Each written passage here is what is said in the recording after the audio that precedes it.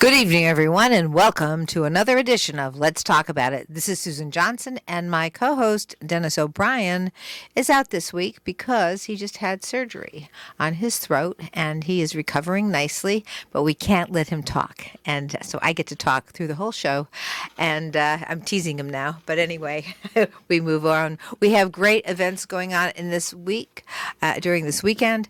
We have wonderful things happening in our community, and I want to start off first by saying we have wonderful guests today.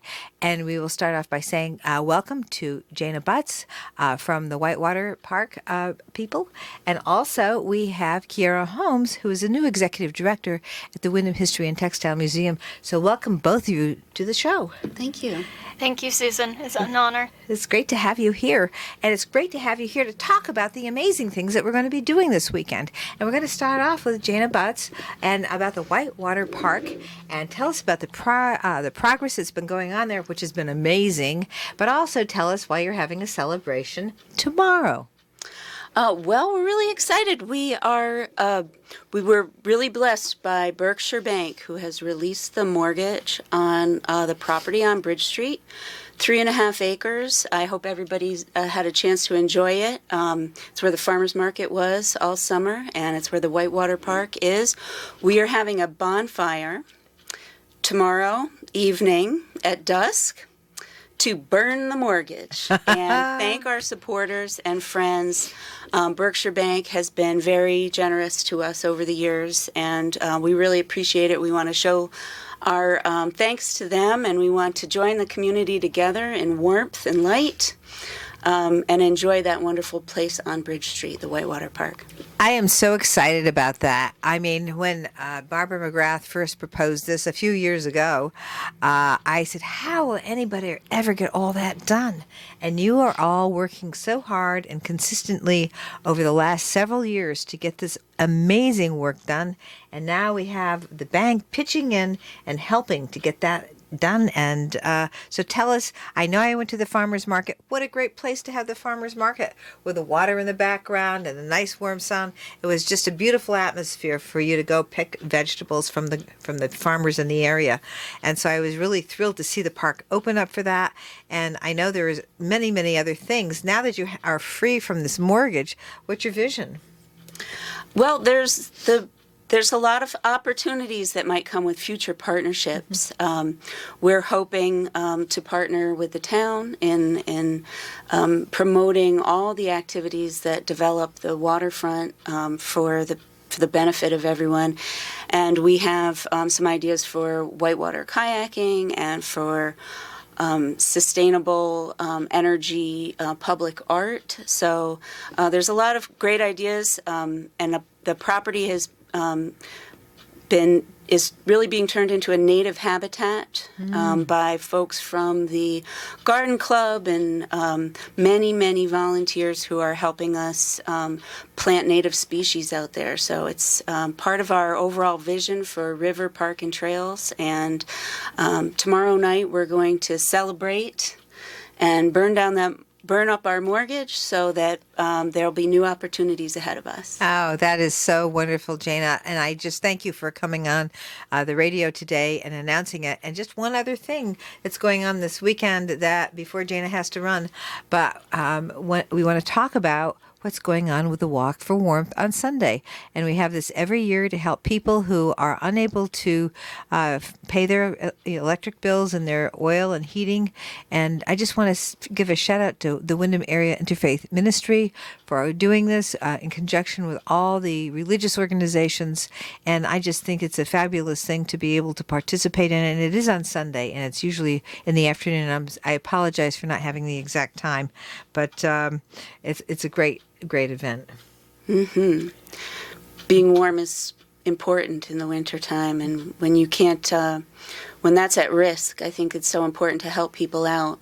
So to provide for fuel assistance to people who need it, I think is one of the most important things our community can do. Thank you. Yes. I also think it's a wonderful program, and this is the great part about Willimantic. Everybody's working together on these wonderful collaborations and making the community essentially a partnership. And this is just another great example of it. So thank you so much, Wham, for doing this. Thank you for that. You know, one of the things when people ask me about the community, and I say, well, no matter what your vision is for the community, no matter how it differs, the one thing that everybody comes together on is that they're really focused on trying to make this place great.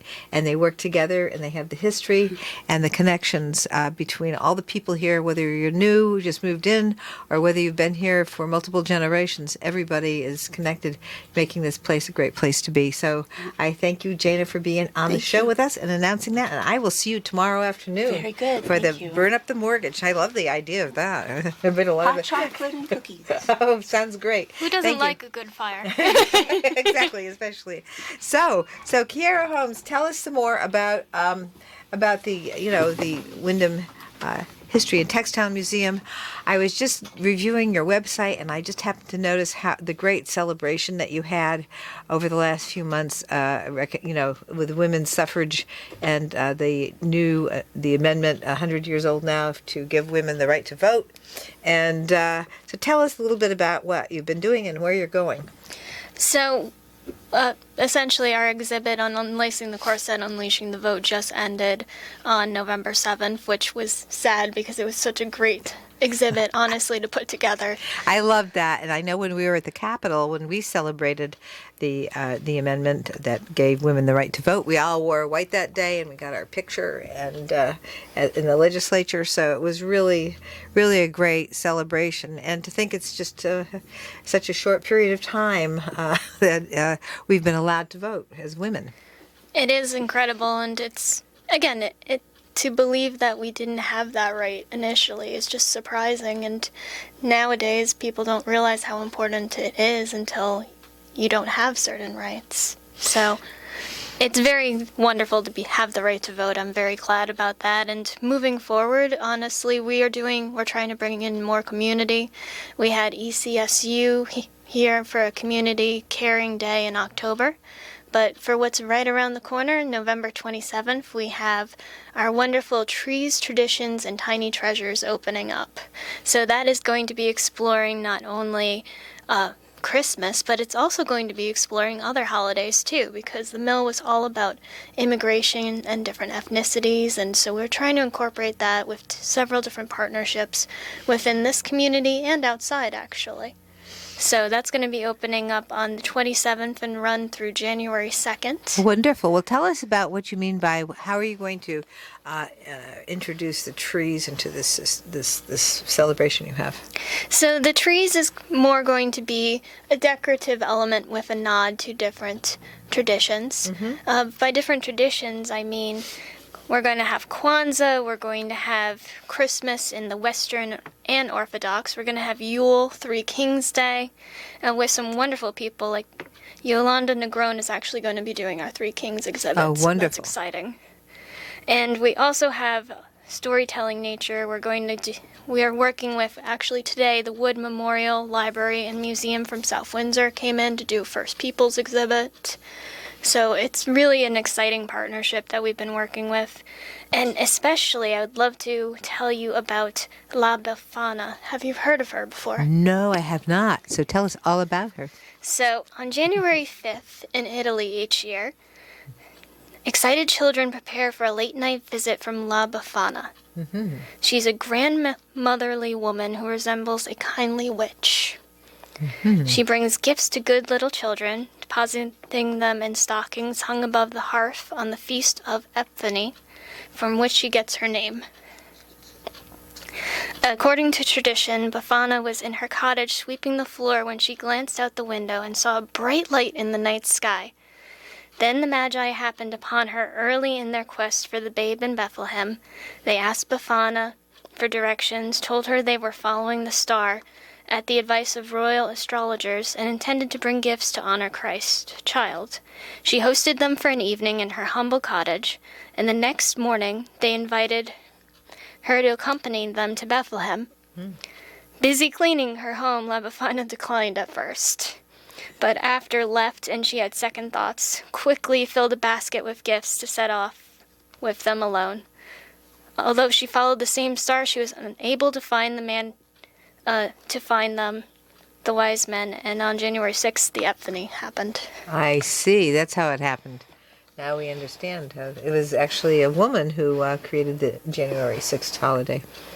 So it's very interesting because, again, we're showing all these different cultures, and we wanted to do something a little bit different. Normally we would have toys, trains, and trees, but we thought going more with ethnicity and different people would be a great way to do it. And we also have, I'm not sure if you've heard of him before, but Glenn Martineau. He's going to be our artist for the exhibit for bread boxes, so he's coming back to join us. So all of his bread boxes are on the first floor, and there's 53 of them, believe it or not. Wow, that's impressive. And pairing off with this, instead of doing an opening physically, we're going to do a virtual gala opening. So you're going to be just virtual, or can people come too? People can come to the exhibit from 10 to 4 Friday through Sunday, I see. but the virtual gala is only going to be on the 27th at 7 p.m. And we have the artist actually talking about his work, which is really exciting. That is great. And so can somebody do like they normally do with a Zoom and go on the website for the Wyndham Textile and History Museum and sign up for and register for it, and then have it notify you on your calendar? Yes, so it wouldn't be a notification on the calendar. They get a personal email. It is a $12 event, but you also get to keep the recording of the event too. Oh, that's great. So it also helps the museum raise some funds. Exactly. So you can give more than 12 if you want. We would gladly appreciate it, but you're welcome to donate anything you like, even if it's just to volunteer your time. We love everybody being involved with the museum. That's the great thing about the museum, because it really is for everybody in the community. Whether you have resources or not, you can always pitch in and help there. And boy, is it a great place to be, because you have so many things you can learn about the town and about the region and just history in general and how things work. Because that's one of the things that I just love to focus on, is just understanding how everything works and how everything came about to be where it is right now. So that's like my favorite thing to know. And that's one of the reasons that the Wyndham History and Textile Museum is one of my favorite spots. Well, thank you, Susan. We're very honored about that, and we love having you, so please feel free to visit anytime. Well, thank you for that. And I will stop by, especially this time of year, because you do have little things for people to purchase and use as Christmas gifts or things to bring to a holiday celebration. Could you tell us some of the things that might be available that somebody might want to go down and say, hey, I think I'll get some of those things for a holiday celebration or as a gift? So before I go into one of our great events, what I'm also going to do is highlight a little bit of our gift shop in general.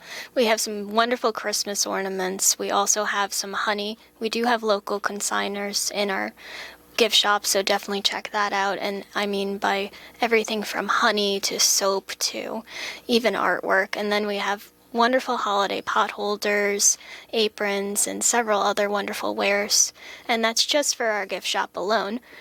Also, very quickly, I want to say on Black Friday, we are going to do a special fun thing where new members are $5 off. Anyone who has been a member is going to get a coupon for $5 to shop in our gift shop. Up to December 21st. Excluding consignment objects, though, because we can't touch those, but anything else.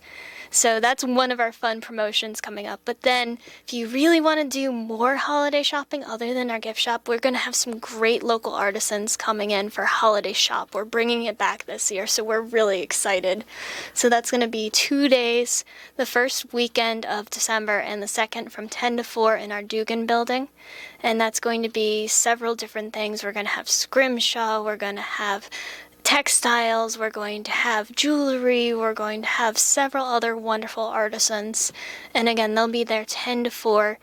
They might not physically be there, but their wares will be, and we'll be selling them. And we'd love you to continue your holiday shopping with us. Well, I think it's the first place to go for holiday shopping because, shopping local, you don't run into the supply chain issues. And also, one of the things that's really great about shopping local is your money stays here in town or with the artist that's producing all these great things. And so we can keep things going locally when you shop locally. It's really important for local economies to have people shop there where they live. And of course, to have such treasures here at the museum, such unusual things that you won't be able to find anywhere else. It's really a great thing. Again, it all comes back to community. We want to invest in our community. We want to partner with our community. And that's really what Holiday Shop is all about. So that's going to be December 4th and 5th and the 11th and 12th.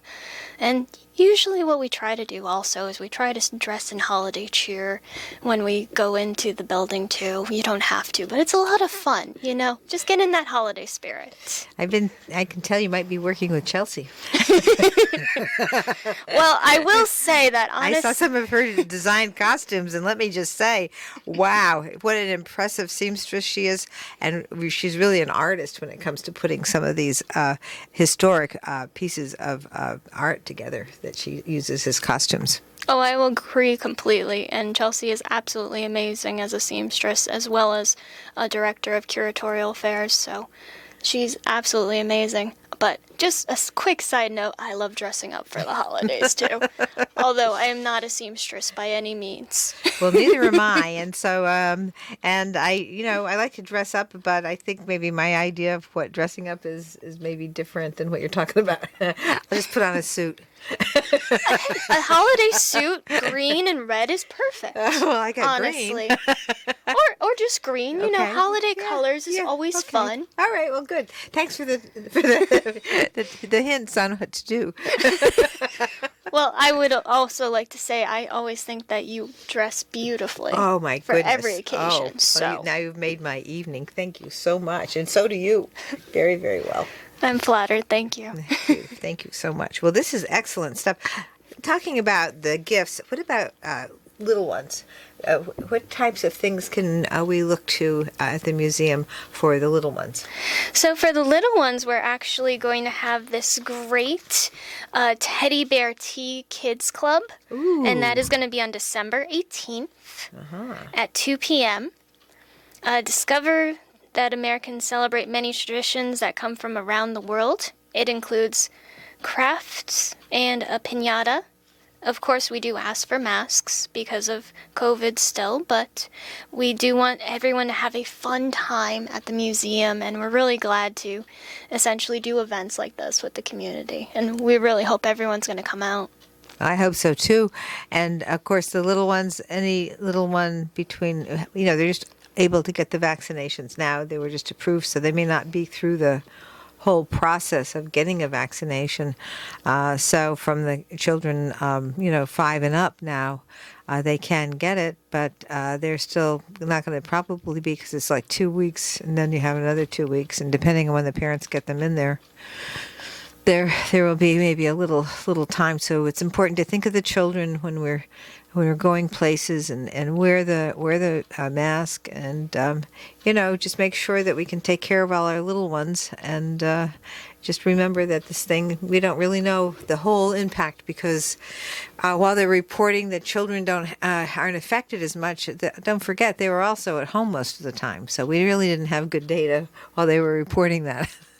And I often think of that when they say that. But they stopped saying that because a lot of children have become very, very, very ill, been hospitalized, and some unfortunately have even passed. So we need to think of our little ones. I agree, and it's very sad that we didn't have all accurate data sometimes, as well as, it's just been a very, very challenging year and a half, almost 2 years, I think, at this point coming up. So we're very glad that we can have all these great community events. Of course, we do it safely because we want to make sure everybody is safe. So, of course, no matter what age, whether vaccinated or not, we do ask you always to wear a face mask. That's a wonderful just to protect everybody.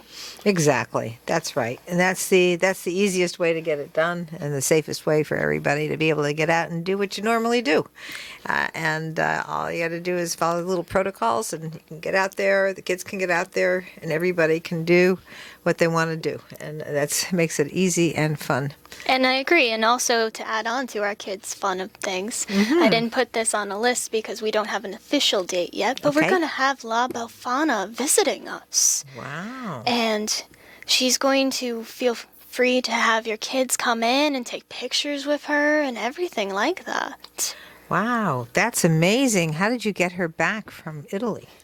Well, it took a little bit of arm twisting at I should first, say. but she decided that she was going to make the trip, and she's very excited to see all the children here in Willimantic, as well as throughout Connecticut. Wow. Well, that's going to be something that I think that all of our, everybody will be interested in it, but I think especially people of Italian heritage will be quite interested in La Befana. And, and probably she'll talk a little bit about her life and how she got to be where she is today. I agree, she will, and maybe if you're a good child, maybe she'll also give you a treat. I'm not sure. I gotta still talk with her on all the details. All right. Well, I'm sure she's planning a really great time for visiting here in downtown Willimantic at the Wyndham History and Textile Museum. We are going to go to a break for our sponsors, and this is Susan Johnson, and we will be right back with Kira Holmes from the Wyndham History and Textile Museum to talk a little bit more about our holiday fun. So we'll be right back. Back, everyone. This is Susan Johnson. I'm here with Kira Holmes. She is the executive director, the new executive director at the Wyndham History and Textile Museum. And she is here today to talk about what is going on at our museum, which is also a great place for tourists. And they've been doing so many wonderful things to bring our community together to teach us about the history here. And it really helps you understand where you are when you have that resource. So thank you so much for being here on the show with us, Kira. Tell us some more about what's going on. Well, thank you, Susan. And first, I also just quickly would like to say thank you so much to the town of Wyndham and Willimantic and yourself and several other supporters, from our board members to our members, and essentially also my fellow staff too, meaning Bev York, Chelsea Knife, and my board of directors. Honestly, I couldn't do it without everybody, so thank you so much. The Mill Museum is very grateful to have each of you. So going into some of our fun, wonderful holiday stuff, really quickly, one thing that we're going to be having coming up is the Mill of the Month. I don't know if you've heard of the program before, but we brought it back. We just had our first one last month with Yantic, and this time we are going to go to the Rosie Velvet Mill, discover the rich history of the velvet manufacturing in Willimantic, in a brisk but short walking tour from the Mill Museum to view the exterior of the former Rosie Velvet Manufacturing Building. And this wonderful trip is going to leave at 1 p.m. and it'll be $10. Oh, so where is that? So it's just a little bit down the street. I can't tell you the exact address, unfortunately, because I have not been there. I'm sorry to say. No worries, but it's just down the street from where you are in the Wyndham History and Textile Museum. So it's just right there on Route 6 going towards Danielson. That's my understanding of it, yes. And again, it is going to be a short walking tour, so. Yeah, so if it's a short walking tour, it's not far from where your Yes. museum is. So that's very interesting. Who knew? I didn't know we made velvet here. I thought it was just a lot of cotton and that sort of thing. Thread and cotton and Silk. There was silk yeah. too at one point. Did Cheney Mills take the silk manufacturing from us in Manchester? Is that how it worked? I'm not sure if they exactly did or if it was, if they switched from one to the other or what exactly happened. I know we definitely had a silk mill in Willimantic, and I'm not sure how long it was there. And I'm not sure if the Cheney brothers took it over. Again, it could have been we were both doing it in similar times. But it is exciting to see essentially all the different products that were produced in Willimantic. American Thread produced, I think, over 30,000, which is really exciting when you think about it. Well, I have a little thing to add to that because I got Amy Klobuchar's, Senator Klobuchar's book on monopolies. and antitrust. And guess what corporation is mentioned in her book in the history of antitrust law as our Wyndham, our textile museum, the American Thread Company. And it's in her book in the first few pages of the book. Talking about antitrust and monopolies, and they were quite a big, huge going concern. I had no idea that the reach was so far all over the country like it was, and they were so wealthy. It is wonderful to see, well, monopolies essentially is a very interesting concept in general, but it is wonderful to see how many different products were produced in Willimantic. American Thread Company definitely put Willimantic, I would say, on the map. Of course, I don't think that were anywhere near what we have today for monopolies, let's say. I'm not trying to equate it with that. I'm just saying that I was stunned when I saw that in her book. It sounds like a book that I need to read soon. It's That's a great what book. I'm thinking. It is a great book. It's wonderful. It's amazing that she is. She's inspirational. She really is. But we digress. Let's go back to the museum. So one other thing I'm going to mention before I mention another event would be we have received a Connecticut Humanities Quick Grant for $1,500, and that is to make essentially our collection more accessible during COVID. One thing that we've noticed a lot, especially since we did have to be closed from about March of 2020 till July of 2021, that's when we officially started a soft reopening, is that a lot of people were engaging with us through our website. Wonderful. That is great. And your website is really nice to look at with all the history on there and all the things that you're doing and your programs. Again, I think that people need to take a look, and they'll also get a listing of some of the things that you're doing there and that we're talking about tonight. Exactly. And also, I want to say I can't do this without Connecticut Humanities, also with Susan Johnson for everything that she advocates for. So thank you so much, because otherwise all of this would not be a possibility. Well, So, thank you. And we have to, of course, thank you for that, those kind words.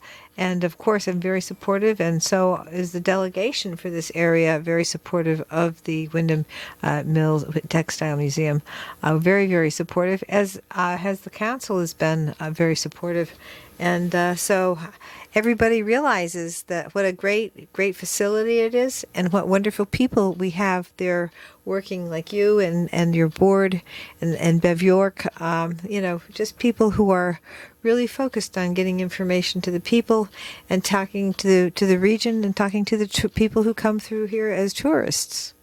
and we're going to continue to do all that good work. We're hoping to also conduct some oral histories in the future, because we still have many visitors who walk in and say, I worked in the mills, or my mother worked in the mills, or my grandmother worked in the mills, and it's inspirational to still see that. And also, these oral histories need to be captured. We did a book many moons ago at this point, but it's still, again, very crucial information, but it would be good at this point, I think, to build on it even more. Well, I think that one of the things that I realized when we went to do the Shaboo stage 50th anniversary for the Shaboo Inn, and David Foster and Bruce John both had families that had connections with the mills and small businesses here. And like I was saying at the beginning of the show, that's all part of the very unique community sense that we have here. Like I say, we may disagree, but we have that sense that we know that people are driven to try and make sure they're doing the right thing for everybody.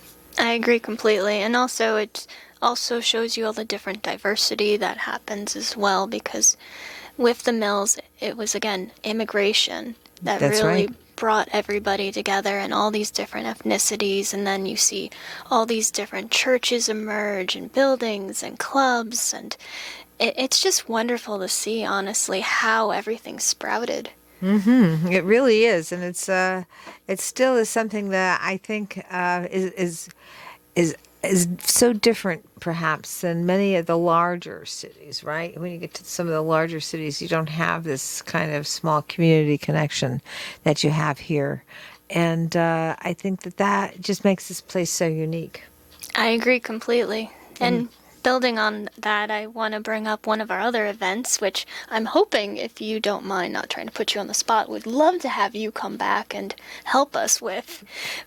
We decided to rebrand the name of it, but it's essentially Reindeer Wrapping Brigade, but that's our holiday gift wrap. Oh, yes. I have been in on that in the past. I don't think I made it last time, but I know that I brought my grandchildren and they have been gift wrapping.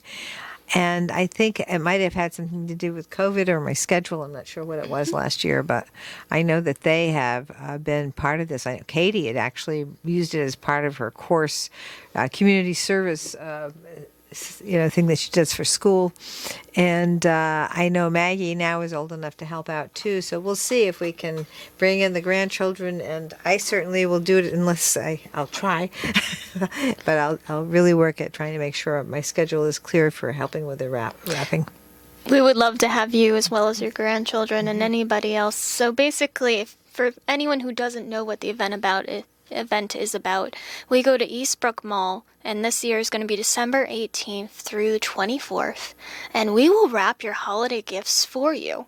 And we will do it actually for free. But if you feel very generous, we would love to have a donation, and we have a little donation jar. And we will wrap, any gift you give us. We'll put it either in a box, or we will wrap it as is. It can be anything from maybe an engagement ring for the holidays to an appliance that you want wrapped. And it's a lot of fun, honestly. It's great holiday cheer.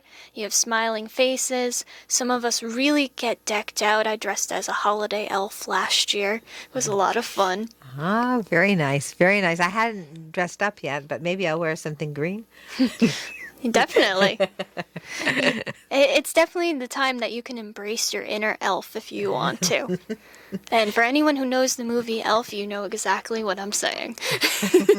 That's great because, you see people, they're so happy that they've done their shopping for their family and their friends. And then they're really happy when you're wrapping it for them instead of them doing it themselves. So it's a great thing, and it really helps raise some money for the museum.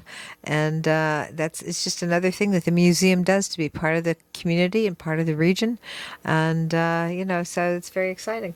So instead of you wrapping your gifts, which is the most time-consuming thing, bring them to Eastbrook Mall between 10 a.m. to 9 p.m., and we will wrap them for you.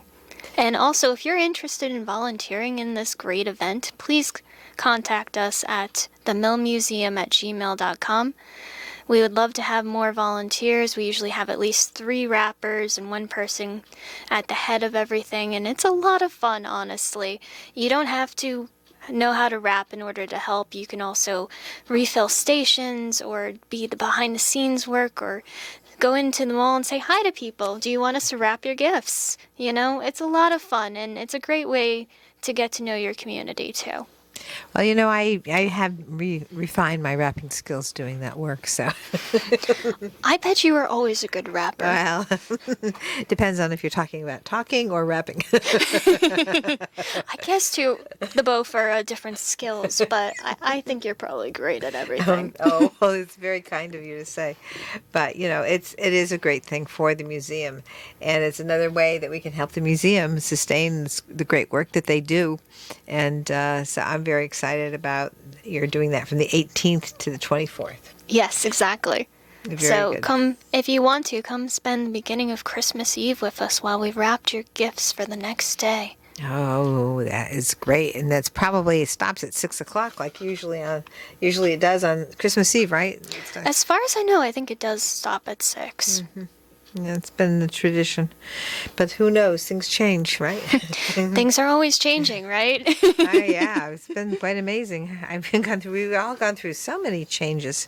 And also another quick change that doesn't involve this event, but we're going to try to do some things differently for December. So what I mean by that is, and we're still putting all the planning together for this, but at least the first weekend of December, not only will we be doing Holiday Shop in Dugan, we will also be we have these cute Christmas ornaments that we've had for a little bit that we would love to share with the community. So if you buy a admission ticket to the museum the first weekend of December, the first 10 people will get a free ornament each day, Friday, Saturday, and Sunday.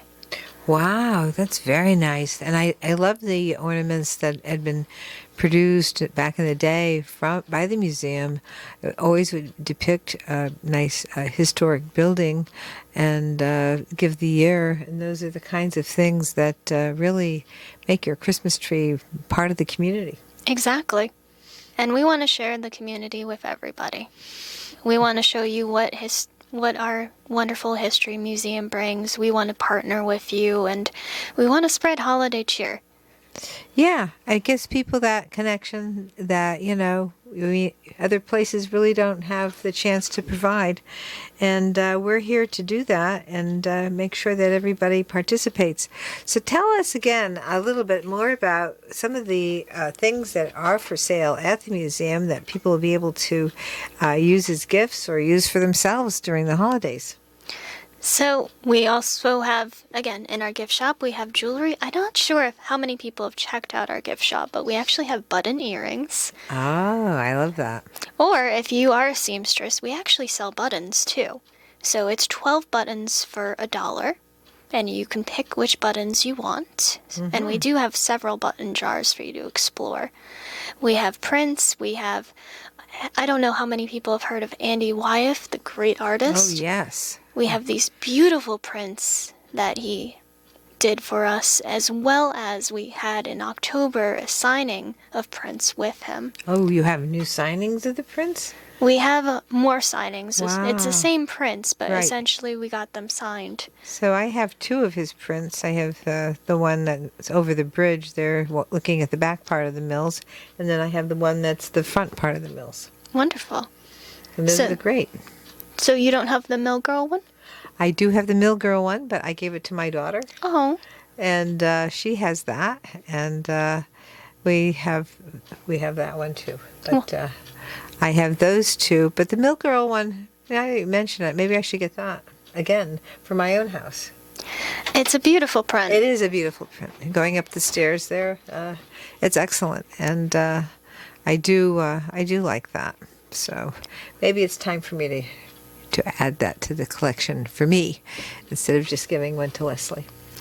Well, it's always fun to have a collection of art. Yes, it is. Very much so. And we also have a print that is Willimantic too. I'm not sure what year it's from, but it's really a wonderful print showing Willimantic and different things inside of it. It's an older print, so it's not, showing local businesses or anything like that. It's more like the area itself, but it's something that's really interesting to view as well. Oh, that sounds great. I would like to see. I'm not sure I've seen that.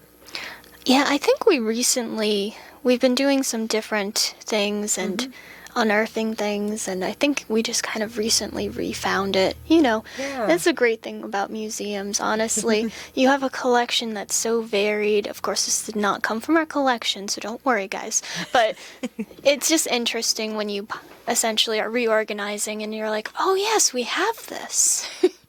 And I think that's one of the great things also being the executive director is you find all these new little stories from artifacts or just items in your gift shop.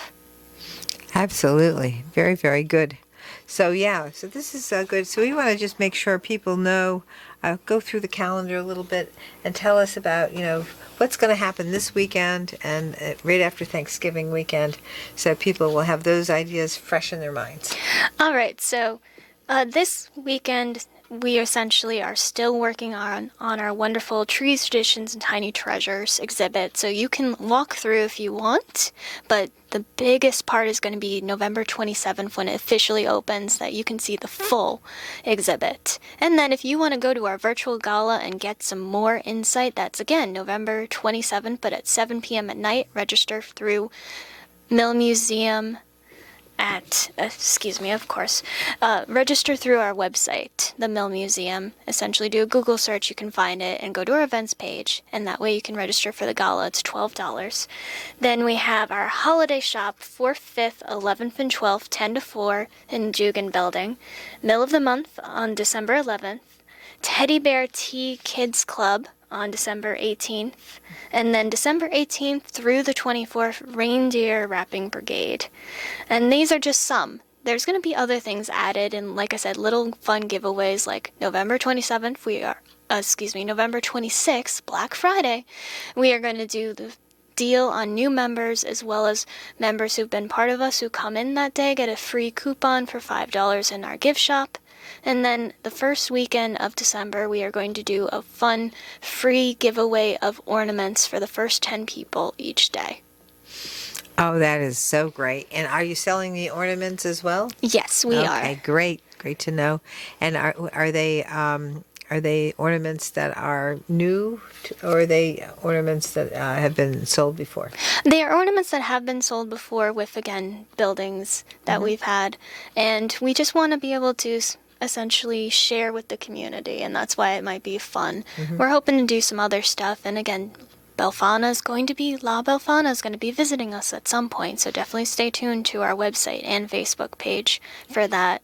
And honestly, thank you to everyone in the community, because can't do this without you. The Mill Museum is based on stories and based on culture, the community, so many wonderful people. Thank you, Town of Windham.